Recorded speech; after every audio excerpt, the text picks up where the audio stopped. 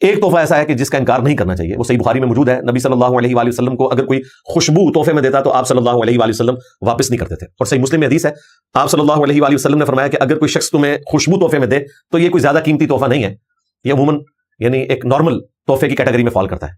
تو وہ قبول کر لیا کرو۔ یعنی نبی صاحب نے مینشن کیا کہ چونکہ عام چیز ہے اس کو قبول کر لو، یہ نہیں ہے کہ ایک بندہ لا کے آپ کو مہنگی گاڑی گفٹ کر دیتا ہے اور پھر ضد لگا کے بیٹھ جاتا ہے اور کہتا ہے میں اس وقت تک نہیں اٹھوں گا جب تک کہ آپ گاڑی قبول نہیں کریں گے، کیونکہ نبی صاحب نے تحفہ لینے کا حکم دیا ہے۔ یہ اکثر لوگ آپ کو کہتے ہوئے نظر آتے ہیں، مجھے بھی بلیک میل کرنے والے بڑے لوگ آئے کہ جی نبی صاحب نے تو تحفہ قبول کرنے کا حکم دیا ہے، اور بھائی مسلم شریف کی اس حدیث میں الفاظ ہیں خوشبو کا تحفہ لے کر ہے، اور یہ بھی الفاظ موجود ہیں کہ یہ ایک عام چیز ہے جس کی اتنی زیادہ قیمت نہیں ہے تو اس کو قبول کر لو، تو تحفہ آپ لیں لیکن زیادہ مہنگا نہ ہو، ضرور لیں۔ رہا یہ معاملہ کہ جی پہلے انکار کرنا چاہیے، خوشبو ہے تو آپ لے لیں، زیادہ مہنگی نہ ہو، اس کے علاوہ کوئی مہنگا تحفہ دیتا ہے تو پہلے بھی انکار کرنا ہے اور آخری وقت تک انکار ہی کرنا ہے، چاہے وہ کچھ بھی کرے، اس کو کہ یہ تحفہ آپ ہمیں نہ دیں، الا یہ کہ آپ کے والد صاحب آپ کو کوئی گفٹ کر دیتے ہیں، آپ کا کوئی بھائی آپ کو گفٹ کر دیتا ہے جس کو اس سے کوئی فرق نہیں پڑتا، وہ آپ ضرور لے لیں۔